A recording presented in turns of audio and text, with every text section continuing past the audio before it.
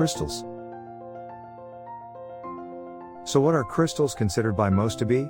Wikipedia's definition is quoted as saying, "A crystal or crystalline solid is a solid material whose constituents, such as atoms, molecules, or ions, are arranged in a highly ordered microscopic structure, forming a crystal lattice that extends in all directions."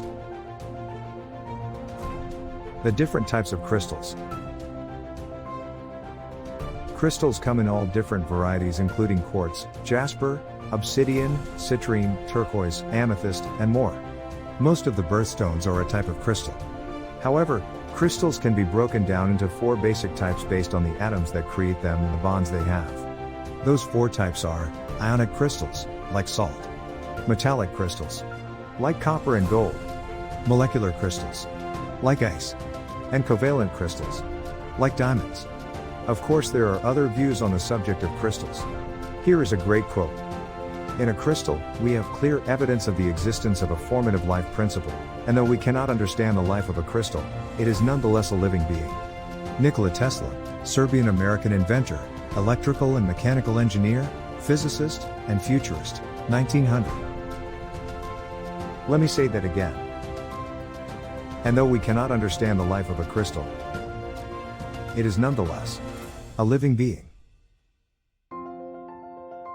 Proponents in this alternative healing technique continue to believe that certain stones and crystals act as conduits for healing by allowing positive energies to flow from the stone to the body, while the body releases negative energy into the stones. At the turn of the century, Nikola Tesla, a renowned inventor, electrical and mechanical engineer, physicist, and futurist, declared all things in the universe are forms of energy, with their own frequency and vibration, and proved how certain forms of energy can alter the vibrational resonance of other forms of energy. This is why many continue to believe in the power of crystals and other stones in healing practices. Yes, it actually said, he proved how certain forms of energy can alter the vibrational resonance of other forms of energy. Another article states, "The science, how crystals affect us."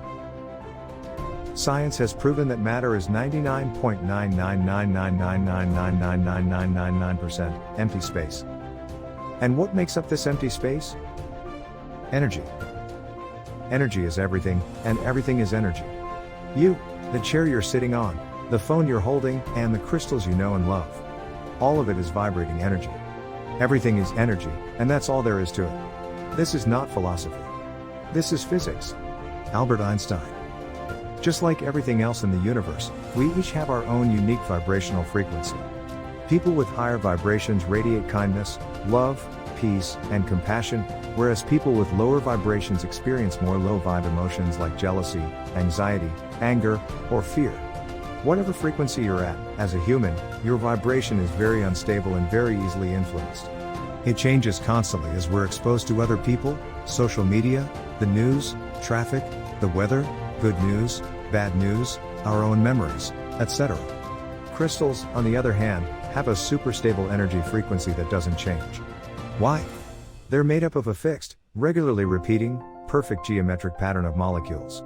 And they maintain their perfect stability with no effort. Exactly the opposite of our constantly changing, non-stable human nature. So, why does the stability of a crystal matter?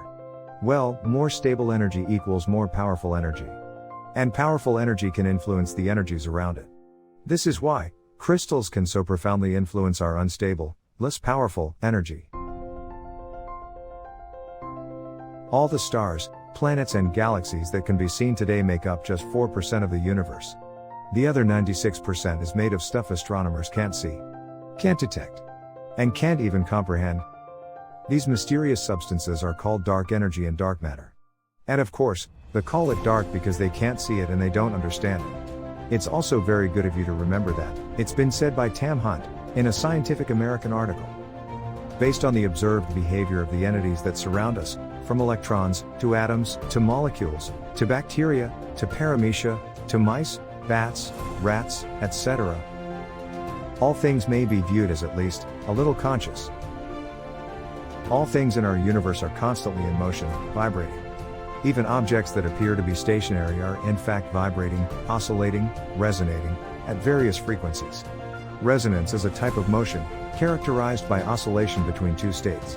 And ultimately, all matter is just vibrations of various underlying fields. As such, at every scale, all of nature vibrates. Something interesting happens when different vibrating things come together. They will often start, after a little while, to vibrate together at the same frequency. They sync up. Sometimes, in ways that can seem mysterious.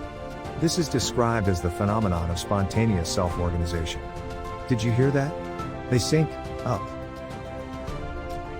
To sum it all up, everything is energy, and everything vibrates. Crystals' vibrations are super stable. Humans' vibrations fluctuate constantly. When different vibrating things come together, they will often start, after a little while, to sync up.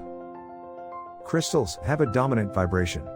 The human vibration has to adjust to sync up with the crystal's super stable level of vibration. In other words, crystals help stabilize your unstable vibration to match their super stable vibration. That being the case, why not grab some rose quartz? One of the many rose quartz benefits is that it's said to attract an abundance of universal love. On a physical body level, it's said to help support the heart, lungs, and circulation. It's also used for fertility issues, skin issues, and immune support. Who couldn't use a little bit of all that? Right? Okay. Also remember that everything is at least a little conscious. And that 96% of the known universe is made of stuff astronomers can't see, detect, or even comprehend. I'd imagine that there are all sorts of things, and beings, that could be a part of that so-called stuff. Even Tesla said, "In a crystal, we have clear evidence of the existence of a formative life principle, and though we cannot understand the life of a crystal, it is nonetheless a living being." Nikola Tesla, Serbian-American inventor and genius. It would be wise of one to keep an open mind about what's possible. We will be covering much more on the subject of crystals in the next few videos.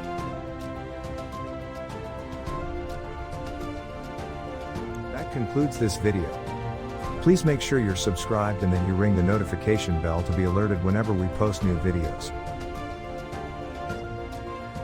Thanks for listening, and also for becoming an even more sensational you. Thanks for watching.